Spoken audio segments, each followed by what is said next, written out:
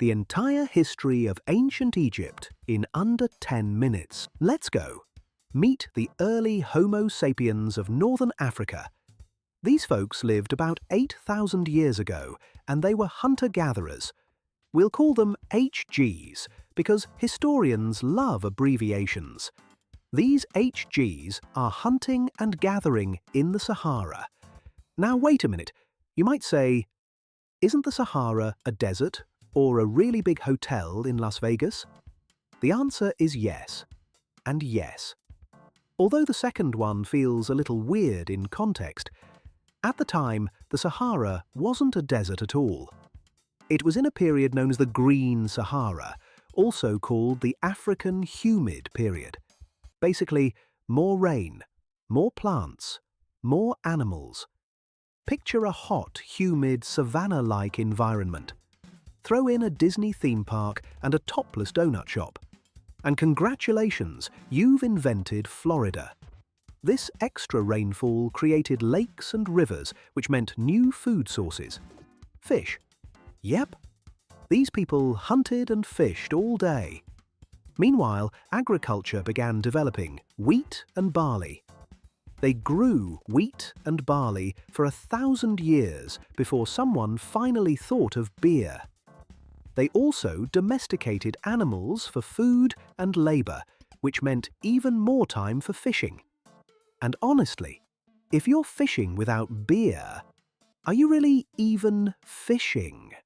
As farming became more widespread, people stopped moving around so much. They built permanent homes, mostly mud brick. They made pottery for cooking, storage, and throwing at your husband when he promised to help in the garden but spent all day fishing instead, just when it seemed like the party would never end. Climate change showed up uninvited. Rainfall dropped. The Green Sahara dried out. The desert took over. So people packed up their cows, clay pots, and base boats and migrated east. Eventually, the only real greenery left was along the Nile River. By around 6000 BCE, people figured, we're not migrating any farther. Let's build some cities. The Nile was perfect. Fertile land, fresh water, and natural protection from invaders. Communities formed. Markets appeared. Public gathering spaces popped up. Ancient HOA meetings. Over time, two kingdoms emerged. One in the south called Upper Egypt and one in the north called Lower Egypt. Which sounds backwards. But the Nile flows from south to north. This river refused to be basic like the Amazon or Mississippi. It was like, look at me, I'm flowing up. Upper Egypt was a long, narrow strip of fertile land bordered by desert. And yes, the desert was harsh. Because deserts are always harsh. That's kind of their whole personality. Upper Egypt developed into a warrior culture and adopted the white crown. Lower Egypt was more laid back, focused on trade and commerce. Their capital, probably Buto, had contact with Mesopotamia and the Levant. They wore the red crown. The two kingdoms traded with each other, but they also had beef. Upper Egypt kept saying things like, "Nice kingdom you've got there." It'd be a shame if something happened to it. Eventually, something did. Enter King Nama, also known as Menes. He was likely the son of a powerful ruler, possibly King Scorpion. Yes, that is a real name. Poor Nama. Your dad is Scorpion King, and you get Nama. School must have been rough. Around 3100 BCE, Nama marched north and conquered Lower Egypt. How do we know? Because of the Nama palette, a carved stone slab discovered in 1898. On one side, Nama wears the white crown of Upper Egypt while smashing his enemies.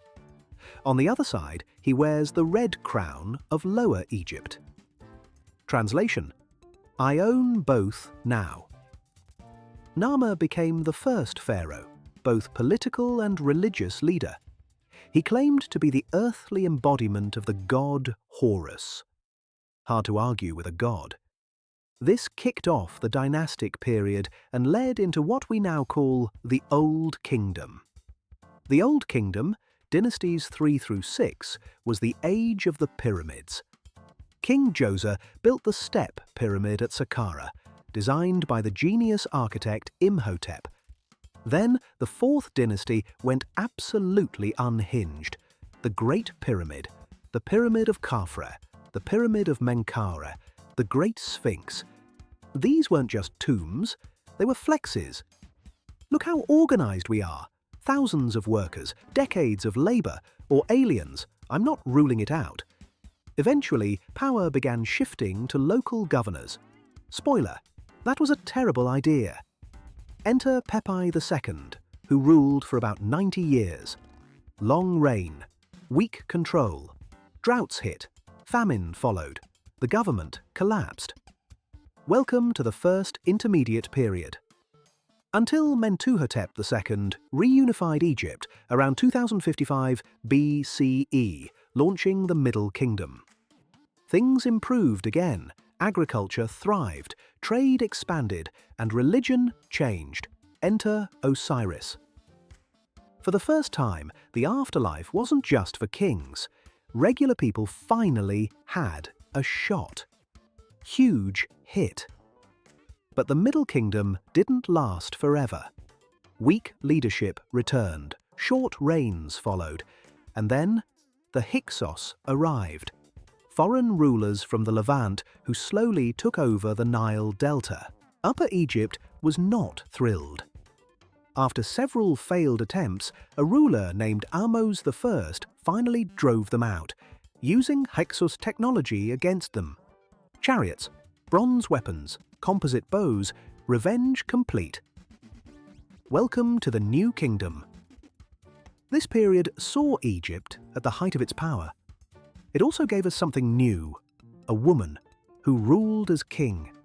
Hatshepsut, not queen, king. She ruled for over 20 years, focused on trade and massive building projects instead of constant war. Her mortuary temple at Deir el-Bahari is one of Egypt's greatest architectural achievements.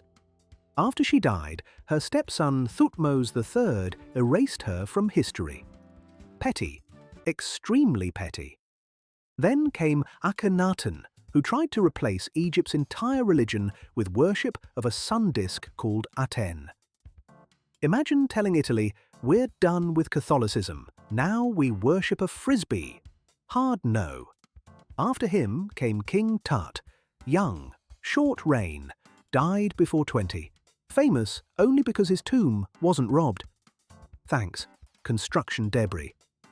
Later, Ramses II, also known as Ramses the Great, ruled for 66 years.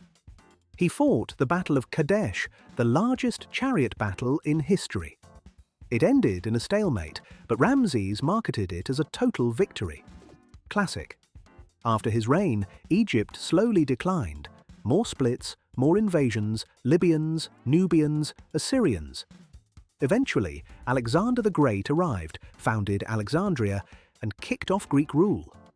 After his death, the Ptolemies took over. Greek rulers, Egyptian style. The last one was Cleopatra VII, smart, multilingual, politically savvy. But Roman men were her weakness. First Julius Caesar, then Mark Antony. After losing to Octavian, they chose the dramatic exit. In 30 BCE, Egypt became a Roman province. 3,000 years of pharaohs over.